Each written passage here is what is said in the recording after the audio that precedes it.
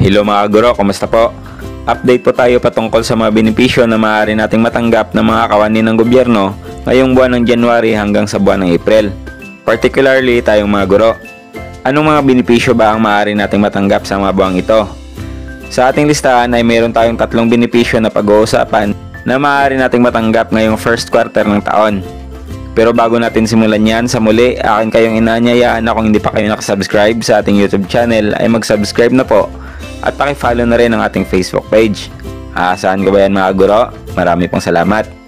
Ano-ano nga bang mga benepisyo ang maaari nating matanggap simula ngayong buwan ng January hanggang sa buwan ng April? Well, aside sa buwan ng sahod na natatanggap natin at kasama na rin ang Personal Economic Relief Allowance o pera na nagkakahalaga sa 2,000 pesos na natatanggap natin buwan-buwan, ay mayroon pa tayong tatlong benepisyo na nasa ating listahan. Una na nga rito ay ang salary increase na nakahanda ng ipatupad simula ngayong buwan ng January. Ito ay bunsod na rin ng pagpapatupad ng Salary Standardization Law na nag-take effect nitong nakaraang taon pa.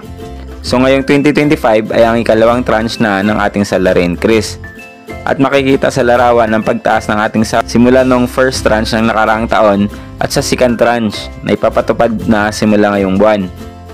Pangalawa sa ating listahan ay ang clothing allowance na nagkakahalaga sa 7,000 pesos. Ito naman ay binibigay simula sa unang araw sa buwan ng April. Ito naman ay binibigay bawat taon bilang pagsuporta na rin sa mga kawani ng gobyerno para sa pambili ng uniforme. At panghuli naman sa ating listahan ay ang medical allowance na matatanggap na natin simula ngayong taon. Ito ay nagkakahalaga sa 7,000 pesos.